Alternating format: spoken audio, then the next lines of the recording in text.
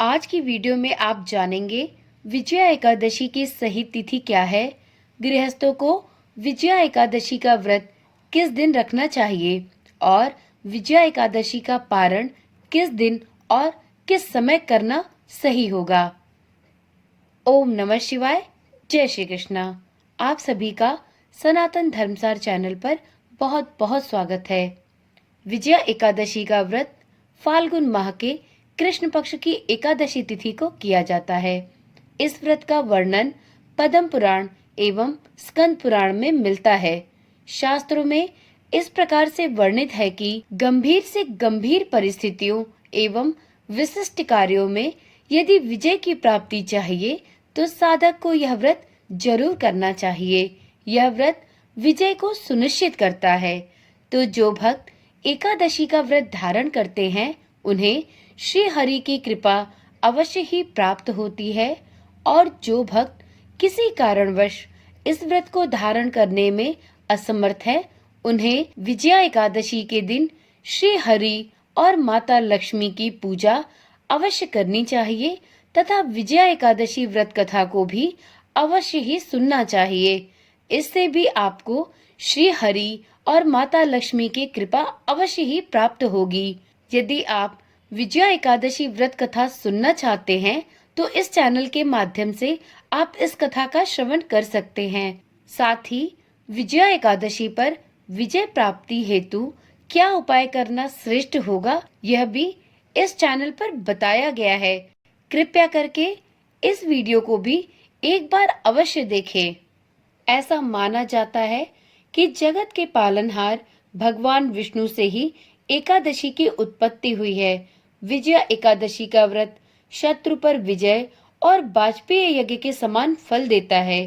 तो चलिए जानते हैं विजया एकादशी व्रत की सही तिथि क्या होने वाली है और विजया एकादशी व्रत का पारण किस दिन और किस समय करना उचित होगा।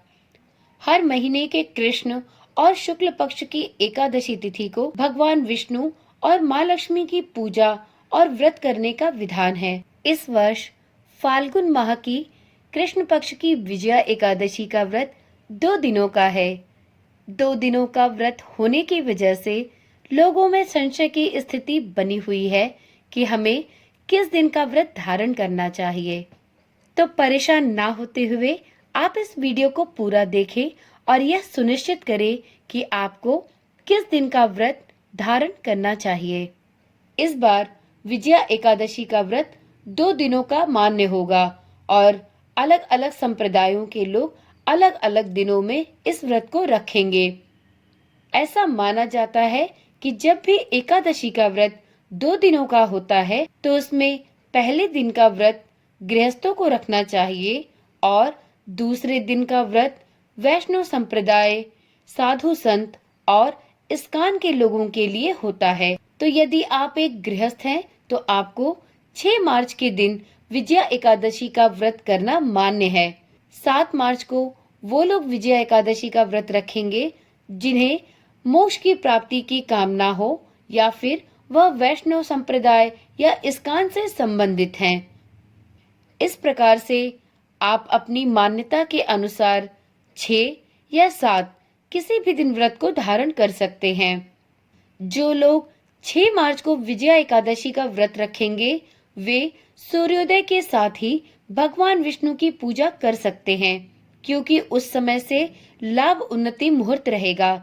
सुबह में आप 6:41 से लेकर सुबह के 9:37 के बीच में कभी भी श्री हरि और माता लक्ष्मी की पूजा अर्चना कर सकते हैं। वहीं जो लोग 7 मार्च को विजया एकादशी का व्रत रखेंगे वह सुबह में शुभ उत्तम मुहूर्त में अर्थात 6:40 से लेकर 8:08 के बीच श्री हरि विष्णु की पूजा अर्चना कर सकते हैं। वीडियो में आगे जानते हैं पारण की सही तिथि और शुभ मुहूर्त के बारे में। तो जो लोग 6 मार्च को एकादशी का व्रत रखेंगे उन्हें विजया एकादशी का व्रत पारण 7 मार्च को करना होगा। 7 मार्च को दोपहर में 1:43 से लेके शाम के 4:04 तक एकादशी व्रत का पारण किया जाने का शुभ मुहूर्त है। वहीं जो लोग 7 मार्च को एकादशी का व्रत करेंगे, उन्हें विजया एकादशी व्रत का पारण 8 मार्च को करना होगा। 8 मार्च को विजया एकादशी व्रत के पारण का सही समय और शुभ मुहूर्त है सुबह के 6:38 से लेके सुबह के 9 बजे तक। इस प्रकार जो साधक 6 मार्च को विजया एकादशी का व्रत रखेंगे, वो 7 मार्च को बताए गए समय के अनुसार अपने व्रत का पारण करेंगे। इसी प्रकार जो साधक 7 मार्च को विजया एकादशी का व्रत धारण करेंगे, उन्हें इस वीडियो में बताए गए एकादशी व्रत के पारण के सही तिथि और शुभ मुहूर्त के अनुसार ही अपने व्रत का पारण करना चाहिए। 7 मार्च को प्रातः 4:13 पर एकादशी समाप्त हो जाएगी और द्वादशी तिथि का प्रारंभ हो जाएगा। द्वादशी तिथि का पहला 1/4 समय, जिसे हरिवासर कहा जाता है, हरिवासर की समाप्ति के बाद ही व्रत का पारण करना शुभ माना जाता है।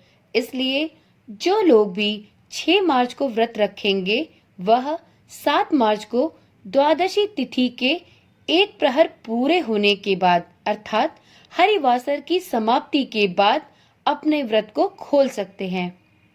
एकादशी व्रत को धारण करने वाले लोगों को इसका पारण भी शुभ मुहूर्त में ही करना चाहिए, तभी एकादशी व्रत को फलित माना जाता है। तो आज की वीडियो यहीं तक। यदि आपको इस व्रत से संबंधित कोई भी जानकारी चाहिए तो आप कमेंट के माध्यम से पूछ सकते हैं। तो चलिए फिर मिलते हैं विजया एकादशी व्रत कथा एवं विजया एकादशी को विजय प्राप्ति के उपायों के साथ। और हाँ, यदि आपने अभी तक इस चैनल को सब्सक्राइब नहीं किया है तो आप इस चैनल को भी सब्सक्राइब कर ले, जिससे इस चैनल पर आने वाली प्रत्येक वीडियो आपको बिना किसी रुकावट के प्राप्त होती रहे। वीडियो में दी गई जानकारी यदि आपको पसंद आई हो तो इसे एक लाइक अवश्य दें और आपका अमूल्य समय देने के लिए आपको बहुत बहुत धन्यवाद। तो चलिए मिलते हैं अगली वीडियो में। ओम नमः शिवाय। जय श्री कृष्णा। राधे राधे।